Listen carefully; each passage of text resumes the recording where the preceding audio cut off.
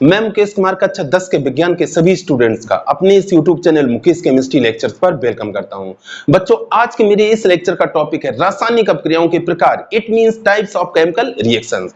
इस लेक्चर में मैं आपको बताने जा रहा हूं कि रासायनिक अपक्रियाएं कितने प्रकार की होती हैं और इनको वन बाय वन एग्जाम्पल सहित मैं विस्तार से आपको समझाने जा रहा हूं। तो बच्चों, आप अपनी कॉपी और पेन के साथ रेडी हो जाइए इस लेक्चर को समझने के लिए और इसका नोट्स अपनी कॉपी में राइट डाउन करने के लिए। तो ठीक है बच्चों, स्टार्ट करते हैं आज के लेक्चर को। और सबसे पहले आपको बताते हैं कि रासायनिक अपक्रियाएं कितने प्रकार की हैं और आपको 10th में कौन कौन सी रासायनिक अपक्रियाएं पढ़नी है जो आपके सिलेबस में है। बच्चों, वैसे तो रासायनिक अपक्रियाएं कई प्रकार की होती हैं, लेकिन मुख्य रासायनिक अपक्रियाएं जो हैं वो मैं आज आपके सामने डिस्कस करने जा रहा हूं और उनमें से मैं आपको यह भी बताने जा रहा हूं कि कौन कौन सी रासायनिक अपक्रियाएं यूपी बोर्ड ने क्लास 10th के सिलेबस में आपके लिए रखी हैं जो आपके एग्जाम में आने वाली हैं। तो बच्चों, जैसा कि आप देख पा रहे हैं, मैंने बोर्ड पर कई तरह की रासायनिक अपक्रियाएं राइट डाउन कर रखी हैं। आप इनकी संख्या देख करके कतई परेशान ना हो। अभी मैं एक्सप्लेन करना जब शुरू करूंगा तो आप पाएंगे कि ये तो बहुत सिंपल है, इनमें कुछ भी दम नहीं है। तो इसलिए इनकी संख्या को देख करके आप बिल्कुल कंफ्यूज मत होइए। तो बच्चों, मैंने यहाँ पर 11 प्रकार की रासायनिक अपक्रियाएं राइट डाउन कर रखी हैं। बच्चों, और भी रासायनिक अपक्रियाएं होती हैं, लेकिन यहाँ आपके लिए जो बहुत ही महत्वपूर्ण है, जिनके बिना आपका काम चलने वाला नहीं है, उन सबको मैंने यहाँ राइट डाउन किया हुआ है।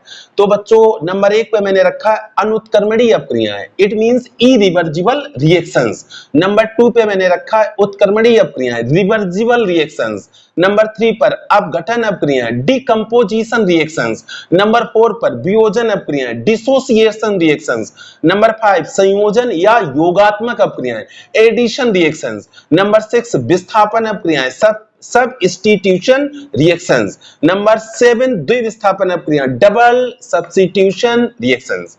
रेडॉक्स अपक्रियाएं, रेडॉक्स रिएक्शंस। उदासीनीकरण अपक्रियाएं, न्यूट्रलाइजेशन रिएक्शंस। ऊष्माक्षेपी अपक्रियाएं, एक्सोथर्मिक रिएक्शंस। ऊष्माशोषी अपक्रियाएं, एंडोथर्मिक रिएक्शंस। ये जो रासायनिक अपक्रियाएं हैं, इनमें से जो आपके सिलेबस में है वो आपके सिलेबस में है अपघटन अपक्रियाएं, वियोजन अपक्रियाएं, संयोजन अपक्रियाएं, विस्थापन अपक्रियाएं, द्विविस्थापन अपक्रियाएं, रेडॉक्स अपक्रियाएं और उदासीनीकरण अपक्रियाएं। लेकिन बच्चों, उत्क्रमणी, ऊष्माक्षेपी, ऊष्माशोषी के बिना भी आपका काम चलने वाला नहीं है।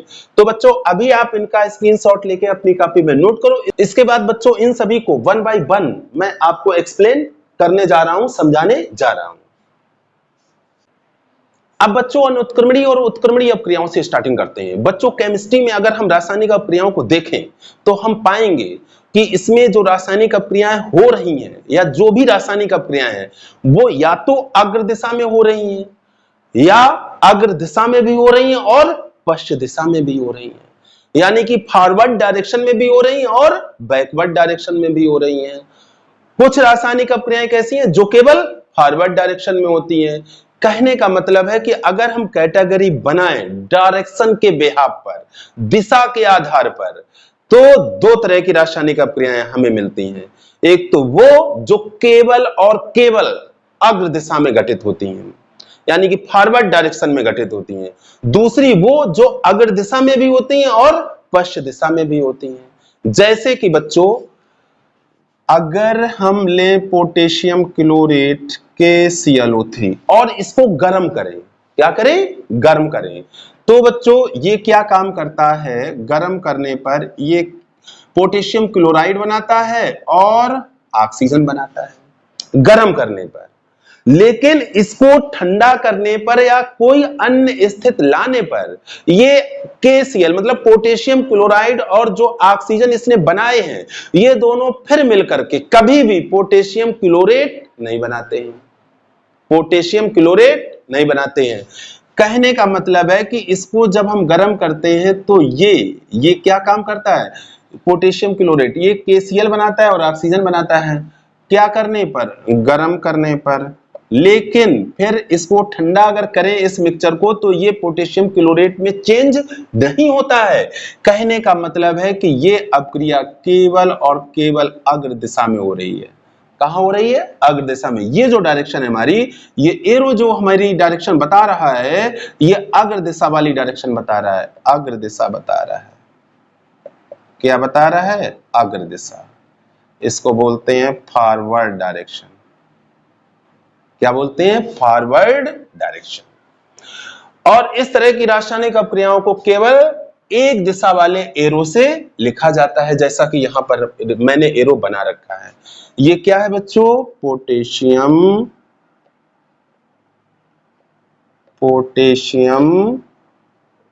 क्लोरेट है, क्लोरेट है। और ये आप जानते होंगे पोटेशियम क्लोराइड है। क्या है? पोटेशियम क्लोराइड है। ये रिएक्शन बैलेंस नहीं है, तो बैलेंस आप जानते हो, 2 का गुणा इसमें करना पड़ेगा, 2 का हमें इसमें करना पड़ेगा और 3 का इसमें करना पड़ेगा।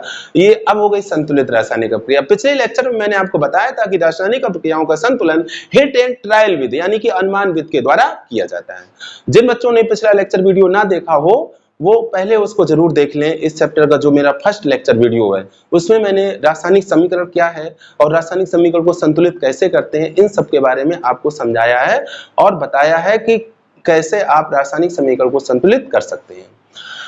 तो बच्चों, ये केवल अग्र दिशा में होती है। इसी तरह से अगर हम एक और रासायनिक अपक्रिया लें, हम ले लें BaCl2 यानी कि बेरियम क्लोराइड ले लें और इसमें मिला दें Na2SO4, सोडियम सल्फेट मिला दें।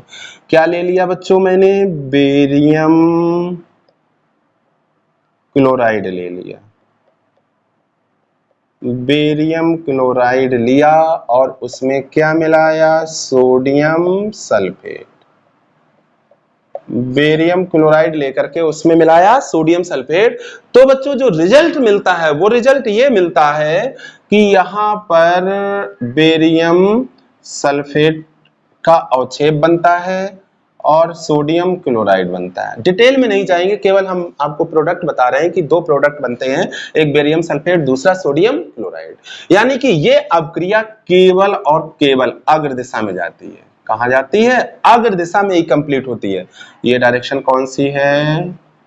Forward direction, forward direction. तो एक तो बच्चों इस तरह की अपक्रियाएं होती हैं जो केवल अग्र दिशा में ही घटित होती हैं। अब इसके विपरीत कुछ रासायनिक अपक्रियाएं ऐसी होती हैं, यानी कि दूसरी प्रकार की रासायनिक अपक्रियाएं ऐसी होती हैं जो दोनों दिशाओं में होती हैं, अग्र दिशा में भी होती हैं और पश्चिम दिशा में भी होती हैं। जैसे अगर हम PCl5 लें, फास्फोरस पेंटाक्लोराइड लें और इसको गर्म कर दें, क्या कर दें? गर्म, तो ये टूट जाता है PCl3 और Cl2 में। किसमें? PCl3 यानी कि फास्फोरस ट्राइक्लोराइड और क्लोरीन में। क्या लिया? Phosphorus pentachloride. मैंने लिया फास्फोरस पेंटाक्लोराइड। ये किसमें टूट गया? फास्फोरस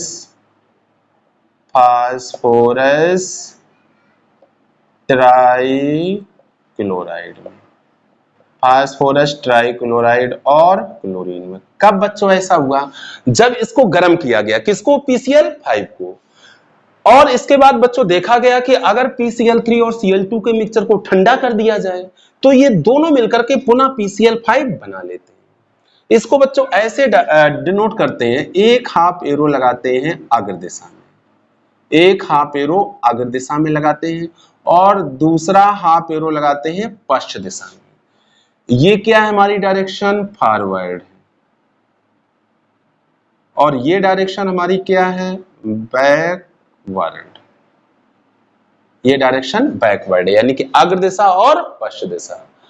तो बच्चों, इस तरह की रासायनिक अपक्रिया को हम कहते हैं उत्क्रमणीय अपक्रिया, यानी कि ये उत्क्रम दिशा में भी होती है, अग्र में भी हो रही है और उत्क्रम में भी हो रही है, रिवर्सिबल, दोनों डायरेक्शन में हो रही है। तो इस तरह की अपक्रिया को बच्चों हम कहते हैं उत्क्रमणीय अपक्रिया। और यहां पर ये जो साइन है, ये जो साइन होता है, इसको बोलते हैं उत्क्रमणीयता, उत्क्रमणीयता का चिन्ह, उत्क्रमणीयता का चिन्ह। हिंदी थोड़ी बच्चों जटिल हो जाती है केमिस्ट्री में आगे जाने पर, इसको इंग्लिश में बोलते हैं sign of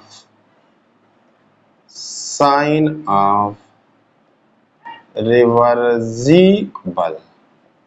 sine of reversible, तो ये चिन्ह जिसमें हाफ एरो मैंने अग्र दिशा में लगाया और पश्च दिशा में लगाया है, इसको बोलते हैं साइन ऑफ रिवर्जिबल। इसी तरह से बच्चों जब हाइड्रोजन लेते हैं और उसमें आयोडीन मिलाते हैं, आयोडीन का अर्धसूत्र बच्चों I2 होता है, तो पाया गया कि बन जाता है हाइड्रोजन आयोडाइड।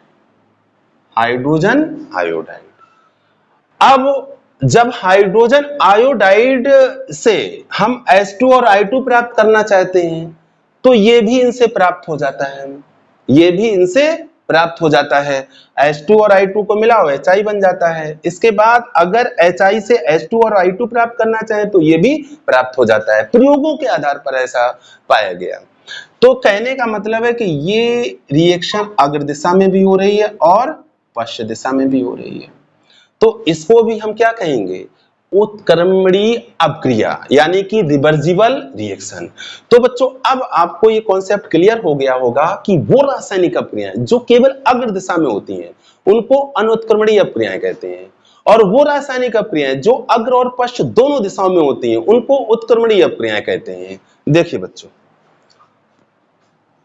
वे रासायनिक अभिक्रियाएं जो केवल अग्र यानी कि फॉरवर्ड दिशा में होती हैं, जो केवल अग्र दिशा में होती हैं, अनुत्क्रमणीय अभिक्रियाएं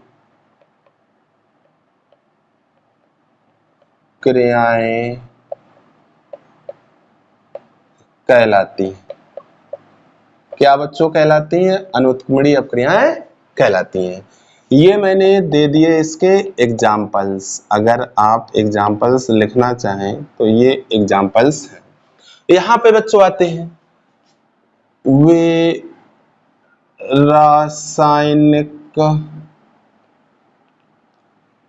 रासायनिक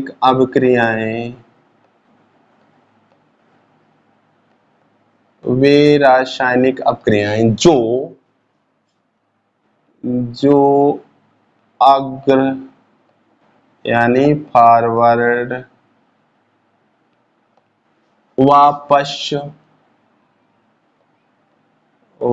पश्च यानी कि बैकवर्ड,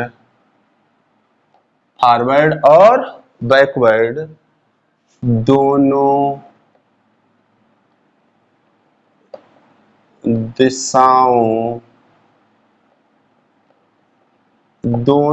दिशाओं में होती हैं, उत्क्रमणीय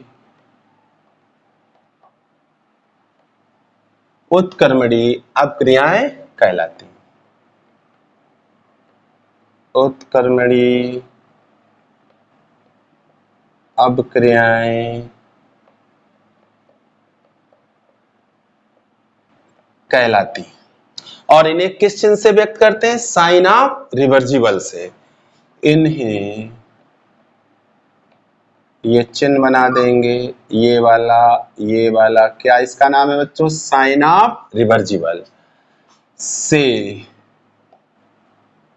व्यक्त करते हैं।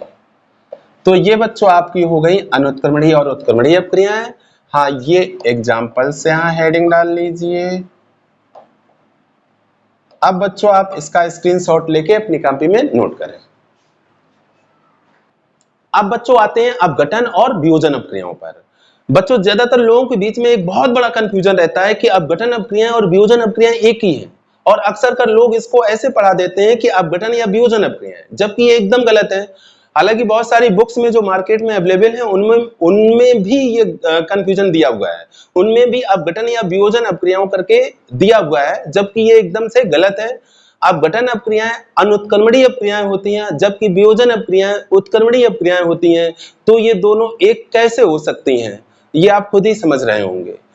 अपघटन क्या है? अनुत्क्रमणीय अपक्रियाएं जो केवल अग्र दिशा में होती हैं, और जबकि वियोजन अपक्रियाएं उत्क्रमणीय अपक्रियाएं होती हैं जो अग्र और पश्च दोनों दिशाओं में होती हैं। देखिए बच्चों इनको, जैसे जब हम KClO3 को लेते हैं और इसको ऊष्मा देते हैं तो ये टूट जाता है KCl में और O2 में। कब? जब हम इसको क्या देते हैं? ऊष्मा देते हैं। लेकिन फिर ये KCl और O2 आपस में मिलकर के KClO3 का निर्माण नहीं करते हैं।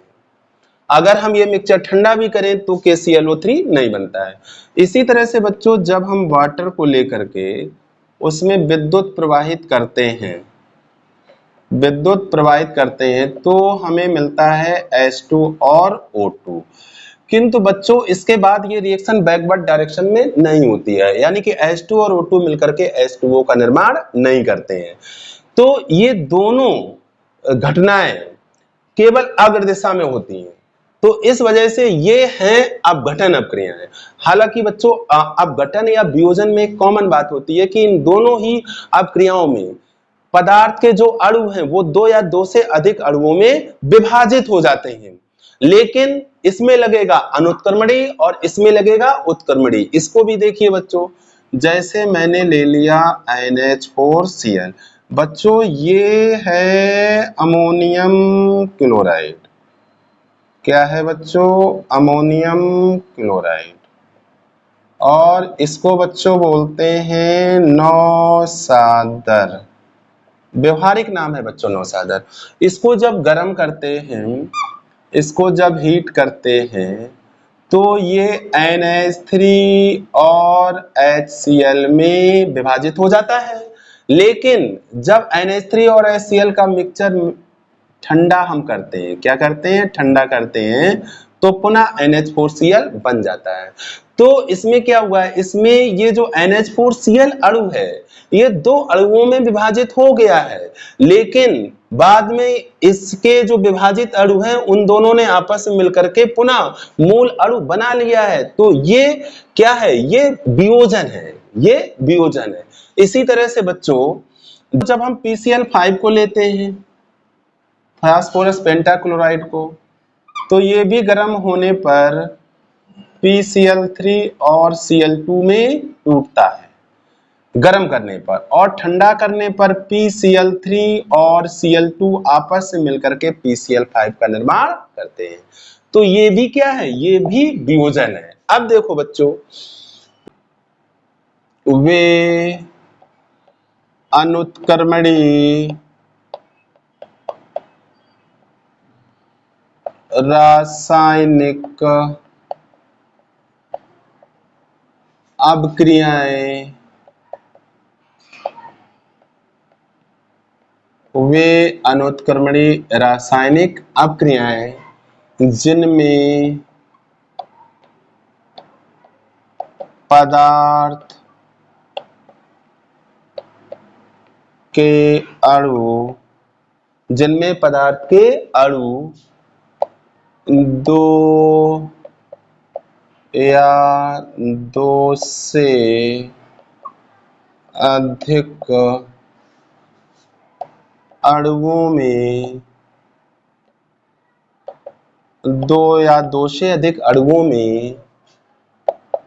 विभाजित हो जाते हैं अपघटन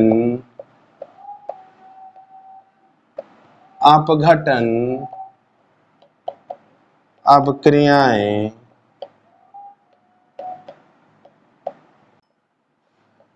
कहलाती हैं। ये ऊष्मा या प्रकाश के प्रभाव में होती है। ऊष्मा द्वारा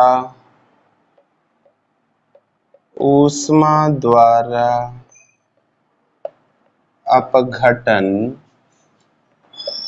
ऊष्मीय अपघटन कहलाता है और विद्युत द्वारा अपघटन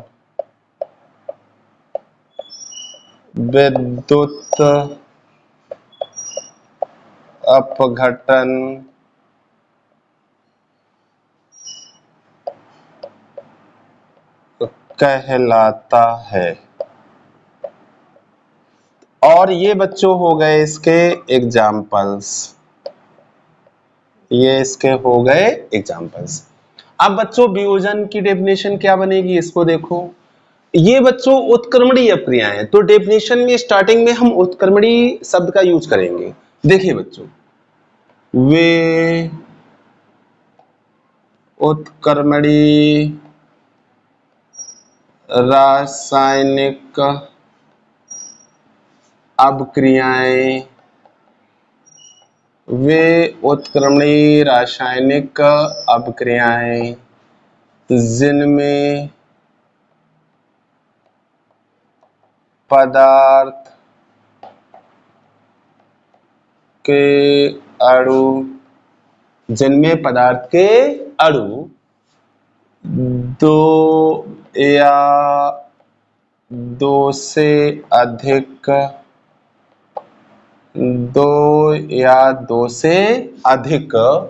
अणुओं में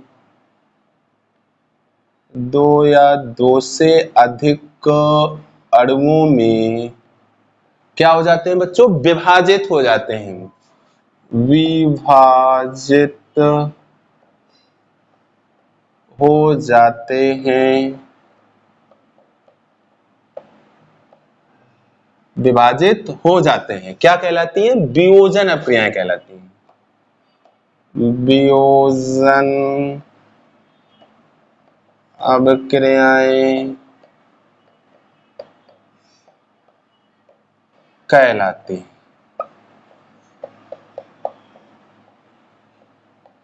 ठीक, और ये हो गए बच्चों इसके एग्जाम्पल्स।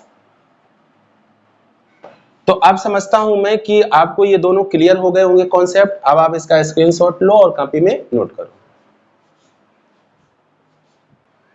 अब बच्चों आते हैं संयोजन या योगात्मक अपक्रियाओं पर। बच्चों इन अपक्रियाओं में क्या होता है, इन अपक्रियाओं में दो या दो से अधिक पदार्थ आपस में मिलकर के केवल एक पदार्थ का निर्माण करते हैं।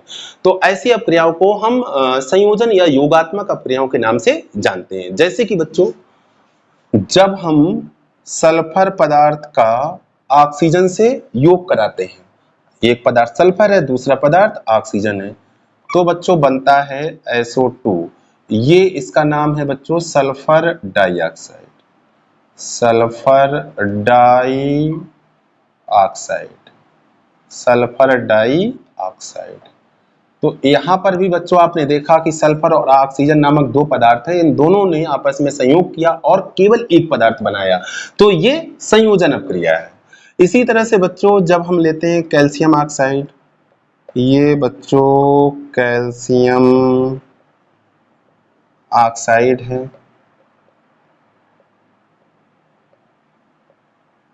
इसको बच्चों कहते हैं, इसका एक व्यवहारिक नाम है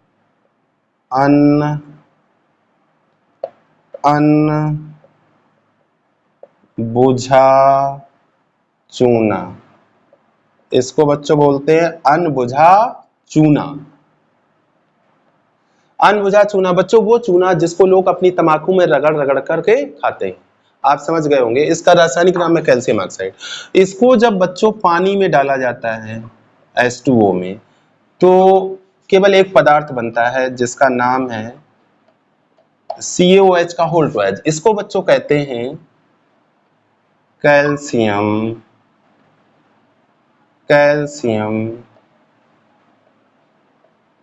हाइड्रोक्साइड।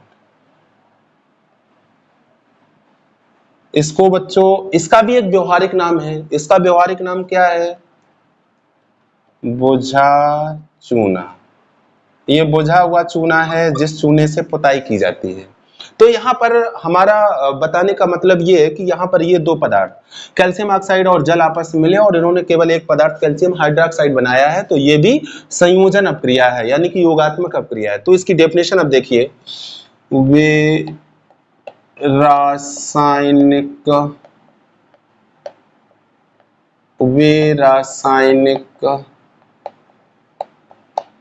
अपक्रियाएं जिनमें दो या दो से अधिक पदार्थ आपस में मिलकर,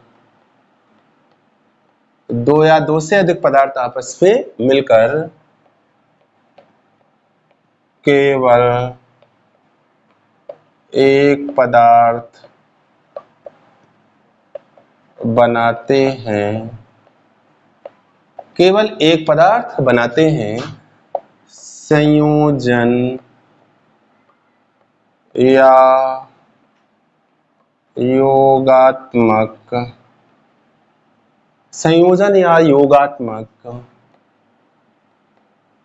अपक्रियाएं कहलाती हैं। संयोजन या योगात्मक अपक्रियाएं कहलाती हैं। मैं समझता हूं आपको ये समझ में आ गया होगा। यहाँ पर आप एग्जाम्पल हेडिंग डाल लीजिए और एग्जाम्पल्स में इनको राइट डाउन कर लीजिए। बच्चों स्क्रीनशॉट लेकर नोट करें। अब बच्चों आते हैं विस्थापन अपक्रियाओं पर, सब्स्टिट्यूशन रिएक्शन पर। बच्चों ये ऐसी रासायनिक अपक्रियाएं होती हैं जिनमें किसी यौगिक के अणु के किसी परमाणु या परमाणु समूह के स्थान पर कोई दूसरा परमाणु या परमाणु समूह आ जाता है। देखिए बच्चों, अगर मैं यहां पर ले लूं CuSO4, ये बच्चों है कॉपर सल्फेट, इसका नाम है बच्चों कॉपर सल्फेट, और इसकी अपक्रिया करा दूं Fe से, तो इस रासायनिक अपक्रिया में क्या होता है, ये जो Fe परमाणु है ये कॉपर सल्फेट के Cu परमाणु को विस्थापित कर देता है और बनता है प्रोडक्ट FeSO4 और ये Cu विस्थापित हो जाता है। इसी तरह से बच्चों जब हम H2SO4 की अपक्रिया Zn जिंक से कराते हैं तो इसमें भी बच्चों ये Zn जो है ये H2 को विस्थापित करता है जाकर के, प्रोडक्ट बनता है ZnSO4 और ये हाइड्रोजन के दोनों परमाणु जो हैं ये हाइड्रोजन गैस के फॉर्म में निकल जाते हैं। तो बच्चों यहाँ आपने देखा कि यहाँ कॉपर सल्फेट यौगिक है और इसका अणु है CuSO4 और उसके परमाणु Cu को एक दूसरा परमाणु Fe विस्थापित कर रहा है, तो ये हो गई विस्थापन अपक्रिया। इसी तरह से यहाँ पर आपने देखा कि यहाँ यौगिक है सल्फ्यूरिक अम्ल H2SO4 और इसका अणु है H2SO4 और इसके दो परमाणु हैं हाइड्रोजन और इनको विस्थापित कर रहा है Zn, तो ये भी विस्थापन अपक्रिया है। अब इसकी डेफिनेशन देखो, वे रासायनिक अपक्रियाएं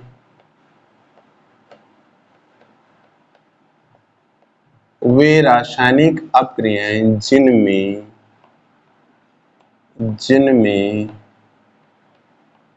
किसी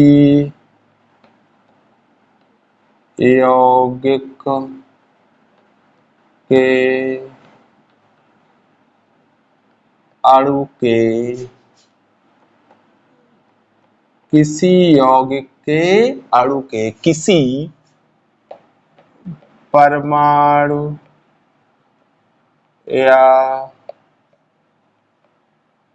परमाणु समूह के स्थान पर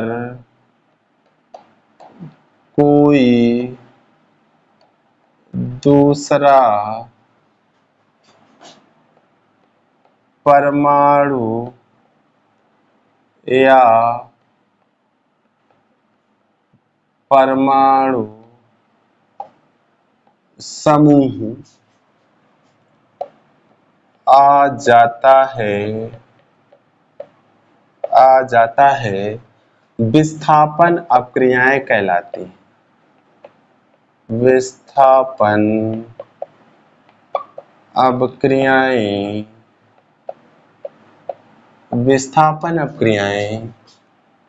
कहलाती हैं। ये बच्चों बहुत इंपॉर्टेंट अपक्रियाएं हैं, बहुत बार पूछी जा चुकी हैं, तो इनको आप स्क्रीनशॉट लेके नोट कर लो। हाँ, यहाँ पर एग्जाम्पल सेटिंग डाल करके इन रिएक्शंस को भी नोट कर लीजिए। अब बच्चों आते हैं द्विविस्थापन अपक्रियाओं पर, डबल सब्स्टिट्यूशन रिएक्शंस पर। बच्चों ये ऐसी रासायनिक अपक्रियाएं हैं जिनमें यौगिकों के आयनों में अदला बदली होती है, यानी कि आयन एक्सचेंज होते हैं, आयनों में विनिमय होता है। ऐसी रासायनिक अपक्रियाओं को हम द्विविस्थापन अपक्रियाएं कहते हैं। देखिए बच्चों, जब हम बेरियम क्लोराइड की अपक्रिया कराते हैं सोडियम सल्फेट से, ये यौगिक है बेरियम क्लोराइड का, नाम लिख लें अगर नहीं आता है, बेरियम क्लोराइड का यौगिक है, और ये है सोडियम सल्फेट। तो इसमें बच्चों क्या होता है, इसमें ये अब देखो बच्चों, अगर इसको अच्छे ढंग से समझना है तो आप एक बात समझ लो, ये जो बेरियम क्लोराइड होता है इसमें दो आयन होते हैं। जब ये आयनित होता है तो दो तरह के आयन इसमें मिलते हैं, एक तो Ba2+ आयन और दूसरा Cl- आयन, लेकिन Cl- दो होते हैं। इसी तरह से जो सोडियम सल्फेट होता है, यहाँ देख लो सोडियम सल्फेट, ये दो आयन बनाता है, एक तो ये बनाता है Na+ और दूसरा बनाता है SO4 और 2- Na+ दो आयन बनाता है। अब इसमें क्या होता है, इसमें जब इन दोनों यौगिकों की आपस में अपक्रिया होती है तो इनके बीच आयनों की अदला बदली होती है। देखो बेरियम सल्फेट के पास कौन कौन आयन है, एक तो ये बेरियम आयन है और दो इसमें क्लोराइड आयन है। सोडियम सल्फेट के पास कौन कौन आयन है, इसके पास दो सोडियम आयन है और दो सल्फेट आयन है। अब इनमें अदला बदली होती है। अदला बदली किस तरह की होती है बच्चों, ये जो बेरियम क्लोराइड है, ये क्लोराइड आयन दे देता है किसको, सोडियम सल्फेट को। देखो बच्चों ध्यान से देखो, सोडियम सल्फेट को दे देता है, और सोडियम सल्फेट जो है ये जो सल्फेट आयन है, ये सल्फेट आयन ये दे देता है किसको दे देता है, बेरियम क्लोराइड को। तो सल्फेट आयन बेरियम आयनों से मिल जाते हैं और अवक्षेप बना लेते हैं बेरियम सल्फेट का। यहां बच्चों अवक्षेप बनता है, और Na+ आयन Cl- आयनों से मिलकर के बना लेते हैं NaCl, और इनकी संख्या 2 है तो 2 का गुणा कर देते हैं। तो आपने देखा कि यहां पर हुई आयनों की अदला बदली, आयनों का हुआ एक्सचेंज, विनिमय, तो इसको हम कहते हैं द्विविस्थापन अपक्रिया। अगला एग्जाम्पल देखो बच्चों, अगर हम CH3COOH, ये बच्चों एसिटिक अम्ल है, क्या है, एसिटिक अम्ल, इसकी अपक्रिया हम कराएं NaOH से। NaOH जानते होंगे, इसका नाम होता है बच्चों सोडियम हाइड्रोक्साइड, सोडियम हाइड्रोक्साइड। तो यहाँ बच्चों क्या होता है, यहाँ भी आयनों की अदला बदली होती है। देखो बच्चों, ये जो CH3COOH है, इसके पास दो आयन होते हैं, एक तो होता है CH3COO- और दूसरा होता है H+। NaOH के पास भी दो तरह के आयन होते हैं, एक तो इसके पास होता है Na+ और दूसरा होता है OH-। तो बच्चों यहाँ पर एसिटिक अम्ल का ये जो एसीटेट आयन है ये NaOH के Na+ आयनों से मिल जाता है, और एसिटिक अम्ल का जो H+ आयन है ये NaOH के OH- आयनों से मिल जाता है। और देखो क्या उत्पाद बनता है, इधर बन जाता है CH3COO Na सोडियम एसीटेट, और यहाँ OH- और H+ मिलके बना लेते हैं वाटर, जल बना लेते हैं। ये क्या है बच्चों, ये है सोडियम एसीटेट। तो आपने देखा कि इन अपक्रियाओं में हो रहा है आयनों का विनिमय, अदला बदली, तो ये है द्विविस्थापन अपक्रिया। अब बच्चों इसकी डेफिनेशन देखिए, वे रासायनिक अभिक्रियाएं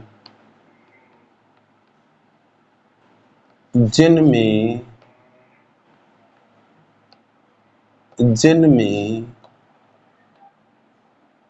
आयनों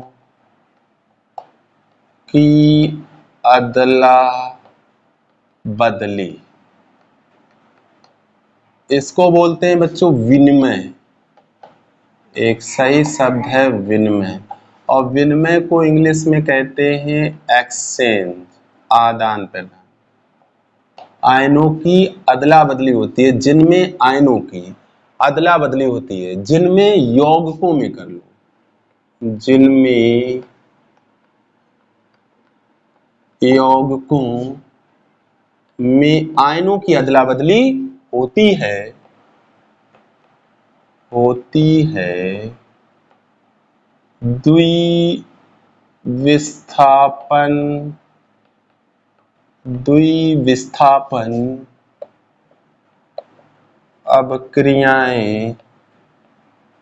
द्विविस्थापन अपक्रियाएं, कहलाती। क्या कहलाती हैं बच्चों, द्विविस्थापन अपक्रियाएं कहलाती हैं। ये हो गए इसके बच्चों एग्जाम्पल्स। अब बच्चों इसे भी नोट करें, बहुत इंपॉर्टेंट बच्चों ये अपक्रियाएं हैं, एग्जाम में कई बार पूछी जा चुकी हैं, नोट करें बच्चों। अब बच्चों मैं आपको बताने जा रहा हूं रेडॉक्स अपक्रियाएं। बच्चों रेडॉक्स अपक्रियाओं को समझने से पहले आपको ऑक्सीकरण और अपचयन की कॉन्सेप्ट समझनी होगी कि ऑक्सीकरण क्या है और अपचयन क्या है। तो पहले इसको मैं आपको क्लियर करा देता हूं, फिर इसे बताता हूं। क्या समझना है पहले आपको, ऑक्सीकरण। ऑक्सीकरण इसको बच्चों उपचयन भी कहते हैं, और इंग्लिश में बच्चों इसे बोलते हैं ऑक्सीडेशन। क्या बोलते हैं, ऑक्सीडेशन। और क्या बच्चों आपको समझना है अपचयन, इसको इंग्लिश में बोलते हैं रिडक्शन। बच्चों ऑक्सीकरण और अपचयन कंप्लीट रासायनिक अपक्रियाएं नहीं है, ये अर्ध अपक्रियाएं, अर्ध अपक्रियाएं कह लो या प्रक्रियाएं कह लो। ये ऐसी प्रक्रियाएं हैं जिनमें, पहले ऑक्सीकरण की अगर बात करूं मैं, तो ऑक्सीकरण में देखो जिनमें ऑक्सीजन का योग होता है, या हाइड्रोजन का ह्रास होता है, या इलेक्ट्रॉन का त्याग होता है, तो ऐसी प्रक्रियाओं को हम ऑक्सीकरण कहते हैं। अगर इसको ठीक अपोजिट कर दें, पलट दें, यानी कि वे प्रक्रियाएं जिनमें ऑक्सीजन का ह्रास होता है, या हाइड्रोजन का योग होता है, या इलेक्ट्रॉन ग्रहण किया जाता है, उसको हम अपचयन कहते हैं। देखो बच्चों, वे प्रक्रियाएं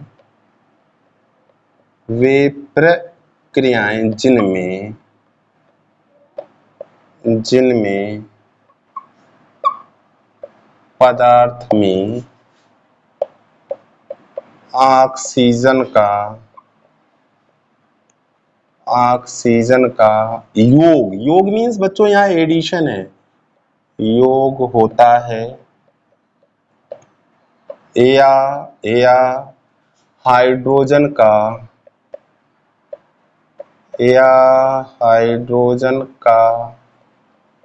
ह्रास हाँ मेरा उड़ेगी बच्चों, इसको इंग्लिश में बोलते हैं लॉस। हाइड्रोजन का ह्रास होता है, या जिसमें पदार्थ में ऑक्सीजन का योग होता है या हाइड्रोजन का ह्रास होता है, या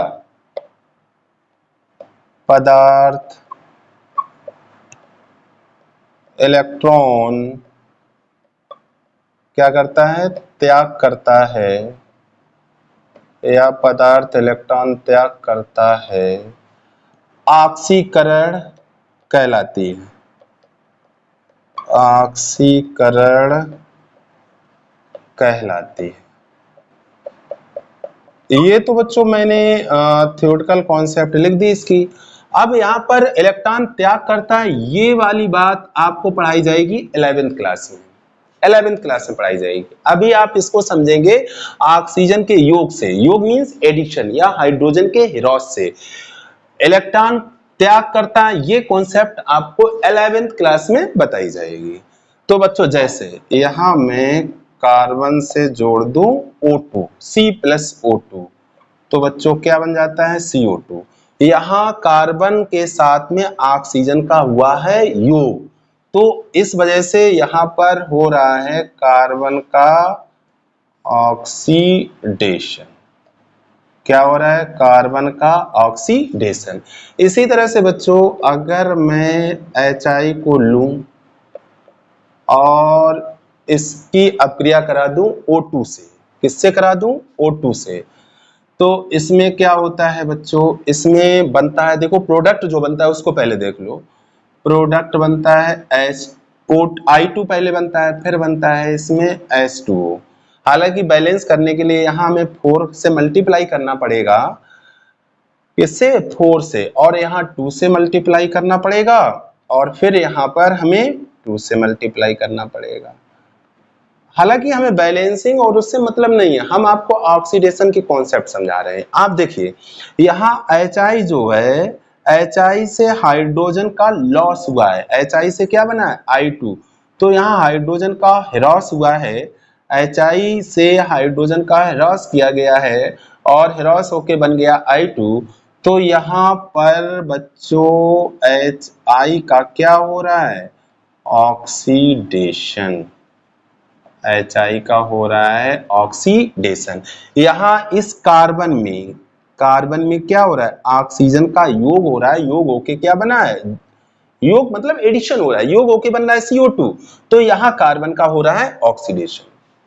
ठीक, तो इस तरह से बच्चों आपको ये कॉन्सेप्ट ध्यान में रखनी है। अब जरा आप चेन में आइए, अब चेन में आइए, इसको ठीक हम रिवर्स मारेंगे, क्या हो जाएगा, वे प्रक्रियाएं जिनमें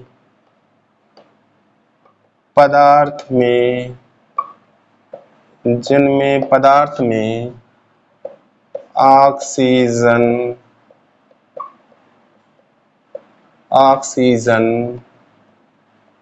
का ह्रास यानी कि लॉस होता है, ह्रास होता है, ऑक्सीजन का लॉस होता है, या हाइड्रोजन का योग होता है, हाइड्रोजन का योग होता है, या इलेक्ट्रॉन पदार्थ ग्रहण करता है, या पदार्थ इलेक्ट्रॉन क्या करता है बच्चों, ग्रहण करता है। क्या कहलाती है, अपचयन कहलाती है। ऐसी प्रक्रिया कहलाती है अपचयन। अब इसका बच्चों मैं कह रहा हूं कि पदार्थ इलेक्ट्रॉन ग्रहण करता है, ये कॉन्सेप्ट आपको 11th क्लास में बताई जाएगी। अब इसका एग्जाम्पल देखो, जैसे बच्चों मैं ले लूं जिंक ऑक्साइड और इसकी अपक्रिया करा दूं कार्बन से, तो यहाँ पर जो जिंक ऑक्साइड होता है इसमें जिंक ऑक्साइड में ऑक्सीजन है, तो जो प्रोडक्ट बनता है वो बनता है Zn और कार्बन मोनोऑक्साइड, यानी कि जिंक ऑक्साइड से ऑक्सीजन का ह्रास हो जाता है। तो यहाँ पर ZnO का क्या हो रहा है, रिडक्शन हो रहा है, अपचयन हो रहा है। ZnO का क्या हो रहा है, अपचयन हो रहा है, ऑक्सीजन का ह्रास हो रहा है जिंक ऑक्साइड से। तो इस वजह से यहाँ ZnO का अपचयन किसमें हो रहा है, Zn में हो रहा है। जिस तरह से यहाँ कार्बन का ऑक्सीडेशन किसमें हो रहा है, CO2 में। हाइड्रोजन आयोडाइड का ऑक्सीडेशन किसमें हो रहा है, I2 में। इसी तरह से यहाँ जिंक ऑक्साइड का अपचयन किसमें हो रहा है, Zn में, चूंकि ऑक्सीजन का ह्रास हो रहा है। और बच्चों आगे देखिए, अगर मैं H2 की अपक्रिया Cl2 से करा के बना दूं HCl, क्या बना दूं, HCl बनता है, बैलेंस करने के लिए 2 से गुणा कर दो यहाँ पर। तो आप यहाँ देख रहे हैं ये जो Cl2 है, Cl2, इसमें क्या हुआ है, इसमें हाइड्रोजन का योग हुआ है और बना क्या है, HCl। हाइड्रोजन का योग हुआ है किसके साथ में, क्लोरीन के साथ में। तो यहां पर Cl2 का हो रहा है रिडक्शन। तो हाइड्रोजन के लॉस या एडिशन, हाइड्रोजन के लॉस या एडिशन से आपको ऑक्सीडेशन और रिडक्शन की कॉन्सेप्ट क्लियर करनी है।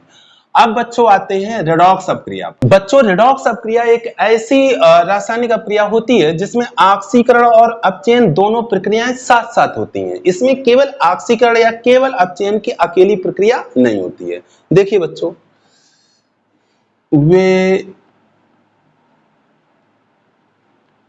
रासायनिक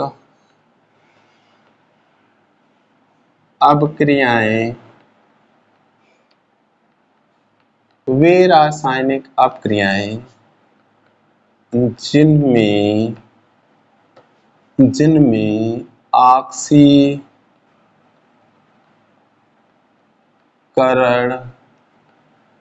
व अपचयन की प्रक्रियाएं साथ साथ होती हैं, साथ साथ होती हैं, रेडॉक्स अपक्रियाएं, रेडॉक्स अपक्रियाएं या बच्चों या ऑक्सीकरण अपचयन अपक्रियाएं कहलाती हैं। ऑक्सीकरण डैश बना के यहां बना देंगे अपचयन, रेडॉक्स अपक्रियाएं भी कहते हैं और इसको क्या बोलते हैं, ऑक्सीकरण अपचयन, ऑक्सीकरण अपचयन अपक्रियाएं कहते हैं। ऑक्सीकरण अपचयन अपक्रियाएं कहते हैं। ऑक्सीकरण अपचयन अपक्रियाएं कहते हैं। एग्जाम्पल बच्चों अगर इसका देखें तो इसी में मैं ले सकता हूं, जैसे जिंक ऑक्साइड जब कार्बन से अपक्रिया करता है तो यहां Zn बन रहा है और CO बन रहा है। अब आप ध्यान से देखिए, जिंक ऑक्साइड से बन रहा है Zn, जिंक ऑक्साइड से क्या बन रहा है, Zn बन रहा है, और कार्बन से क्या बन रहा है, CO बन रहा है, कार्बन मोनोऑक्साइड बन रहा है। बच्चों यहाँ देखो, यहाँ जिंक ऑक्साइड ने ऑक्सीजन को लॉस किया है, यानी कि ऑक्सीजन का ह्रास हुआ है। तो ये जो प्रक्रिया है Zn-O से Zn के बनने की, ये है रिडक्शन, ये है हमारी रिडक्शन। लेकिन बच्चों यहां नीचे देखो, कार्बन से बना है CO, यानी कि कार्बन ने ऑक्सीजन गेन किया है, ऑक्सीजन का योग हुआ है कार्बन के साथ में, तो इसका हुआ है ऑक्सीडेशन, ऑक्सीकरण। क्या हुआ है, ऑक्सीडेशन। तो बच्चों आपने देखा कि ये जो हमने रासायनिक अपक्रिया लिखी है जिंक ऑक्साइड और कार्बन की, इसमें ऑक्सीडेशन भी हो रहा है और रिडक्शन भी हो रहा है। इस कारण से ये अपक्रिया क्या है? रेडॉक्स अपक्रिया है। क्या है? Redox reaction. तो अब मैं समझता हूं कि आपको ये समझ में आ गया होगा। अब आप इसका स्क्रीनशॉट लेके कॉपी में नोट करें। अब बच्चों आते हैं उदासीनीकरण अपक्रियाओं पर, यानी कि न्यूट्रलाइजेशन रिएक्शंस पर। बच्चों ये जो अपक्रियाएं होती हैं ये अम्ल और क्षार से संबंधित हैं। अम्ल और क्षार जब आपस में अपक्रिया करके लवण व जल बनाते हैं तो उस तरह की अपक्रियाओं को हम उदासीनीकरण अपक्रियाएं कहते हैं। यानी कि अम्ल की अम्लीयता खत्म हो जाती है और क्षार की क्षारीयता खत्म हो जाती है। अम्ल और क्षार बच्चों अगले चैप्टर में इसका कॉन्सेप्ट है, अगले चैप्टर में अम्ल क्षार और लवण के बारे में मैं आपको बताऊंगा। अभी आप इतना समझो कि अम्ल और क्षार जब आपस में अपक्रिया करके एक दूसरे को न्यूट्रल कर देते हैं तो लवण और जल बनता है और ऐसी अपक्रिया को हम उदासीनीकरण अपक्रिया कहते हैं। ये अपक्रियाएं बच्चों जलीय विलयन में होती हैं। कहां होती हैं? जलीय विलयन, यानी कि एक्वस सॉल्यूशन में होती है। देखिए बच्चों, अगर हम NaOH ले लें, सोडियम हाइड्रोक्साइड, सोडियम हाइड्रोक्साइड, ये बच्चों क्या है? ये क्षार है और इसका क्या ले? जलीय विलयन। और हम ले लें HCl, ये है हाइड्रोक्लोरिक अम्ल, हाइड्रोक्लोरिक अम्ल, इसका भी हम ले लें जलीय विलयन। बच्चों AQ का मतलब ही होता है एक्वस सॉल्यूशन, जलीय विलयन। यहाँ NaOH का जलीय विलयन है और HCl का जलीय विलयन है। इन दोनों की जब आपस में अपक्रिया होती है तो परिणामी विलयन उदासीन हो जाता है, यानी कि ना तो वो अम्लीय रहता है ना क्षारीय रहता है, और बनता है NaCl। NaCl बनता है और H2O बनता है। H2O तो लिक्विड है। ये बच्चों है सोडियम क्लोराइड, आप जानते होंगे सोडियम क्लोराइड है और इसी को बोलते हैं साल्ट, लवण कहते हैं। तो बच्चों इसकी डेफिनेशन बनी, वे रासायनिक अपक्रियाएं, वे रासायनिक अपक्रियाएं जिनमें अम्ल व क्षार की अपक्रिया से लवण व जल बनते हैं, लवण व जल बनते हैं, क्या कहलाती हैं बच्चों? उदासीनीकरण अपक्रियाएं कहलाती हैं। उदासीनीकरण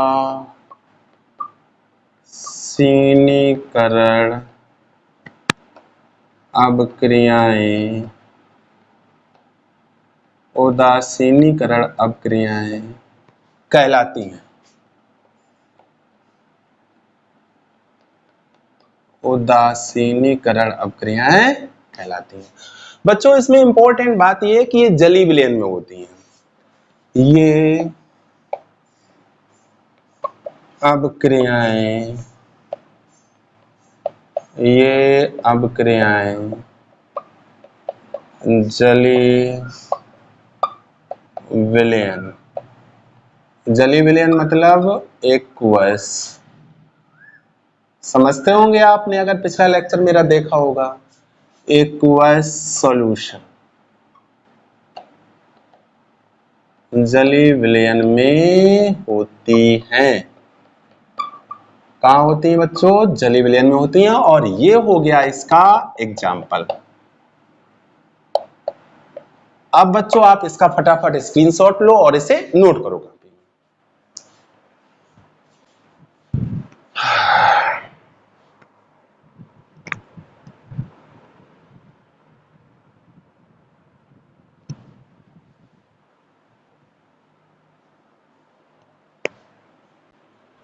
अब बच्चों मैं आपको बताने जा रहा हूं कि ऊष्माक्षेपी अपक्रियाएं क्या होती हैं और ऊष्माशोषी अपक्रियाएं क्या होती हैं। ऊष्माक्षेपी अपक्रियाओं को बच्चों एक्सोथर्मिक रिएक्शंस कहते हैं और ऊष्माशोषी को एंडोथर्मिक रिएक्शन कहते हैं। बच्चों ऐसी रासायनिक अपक्रियाएं जिनमें ऊष्मा उत्पन्न हो उनको ऊष्माक्षेपी कहा जाता है और जिन रासायनिक अपक्रियाओं में ऊष्मा अवशोषित होती है, मतलब उन अपक्रियाओं को होने के लिए ऊष्मा की आवश्यकता होती है, उन अपक्रियाओं को ऊष्माशोषी अपक्रियाएं कहते हैं। देखिए बच्चों, जब हम कैल्शियम ऑक्साइड को मिलाते हैं पानी में, चूने को किसमें मिलाते हैं? पानी में। तो आपको अभी मैंने बताया था कि अनबुझा चूना बनता है, कैल्शियम हाइड्रोक्साइड। आपने देखा होगा, ये एक्सपेरिमेंट करके आप देख भी सकते हैं। पानी लें बर्तन में और उसमें चूना डालें और उस बर्तन को फिर हाथ से पकड़ें, पहले भी टच करें और बाद में भी टच करें, तो आप पाएंगे कि वो पहले की तुलना में गर्म हो गया है। गर्म इसलिए हो जाता है बच्चों, उसमें ऊष्मा निकलती है, यानी कि ऐसा करने पर ऊष्मा निकलती है। तो ये इस तरह की अपक्रिया को बच्चों ऊष्माक्षेपी अपक्रिया कहा जाता है। ऐसा ही तब होता है जब हम कार्बन की अपक्रिया ऑक्सीजन से कराते हैं, तो बनता है कार्बन डाइऑक्साइड और इसमें भी ऊष्मा निकलती है। इसके विपरीत बच्चों जब वो नाइट्रोजन की अपक्रिया ऑक्सीजन से कराते हैं, तो नाइट्रोजन की अपक्रिया ऑक्सीजन से तभी होती है जब हम यहाँ इसको ऊष्मा दें और तब बनता है बच्चों नाइट्रिक ऑक्साइड, NO बनता है। क्या बनता है? NO। अब बच्चों ऊष्मा को हमेशा दाईं तरफ लिखा जाता है, यानी कि उत्पादों की तरफ लिखा जाता है, तो ये इसको लिखने का सही तरीका नहीं है। इसको ऐसे लिखेंगे, N2 plus O2 gives NO और माइनस में लिखा जाएगा ऊष्मा। तो जहां भी रिएक्शन में उत्पादों की तरफ माइनस ऊष्मा लिखा हो तो ये पहचाने कि ये अपक्रिया आपकी ऊष्माशोषी है। इसी तरह से बच्चों PCl5, आपको बताया मैंने PCl5 का विघटन तभी होता है जब PCl5 को आप ऊष्मा देंगे, यानी कि ये भी ऊष्माशोषी है। इसमें भी आप राइट हैंड साइड में माइनस ऊष्मा लिखेंगे। तो आपको ये कॉन्सेप्ट समझ में आ गई होगी, बहुत सिंपल सी बात है। तो अब इसकी डेफिनेशन लिखो, वे रासायनिक अपक्रियाएं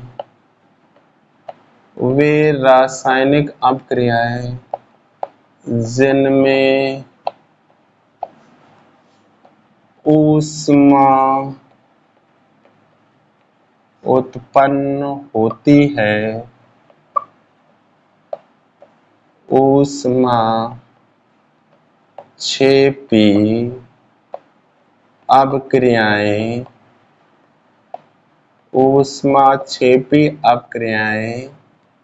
कहलाती हैं।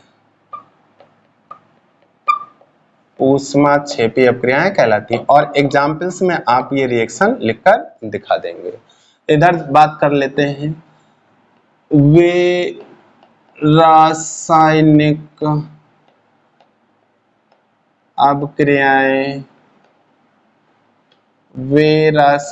अपक्रियाएं जिनमें ऊष्मा,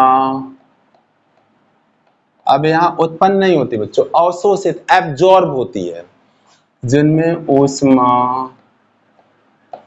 अवशोषित होती है,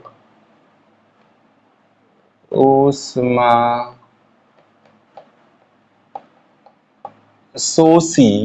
अपक्रियाएं कहलाती हैं।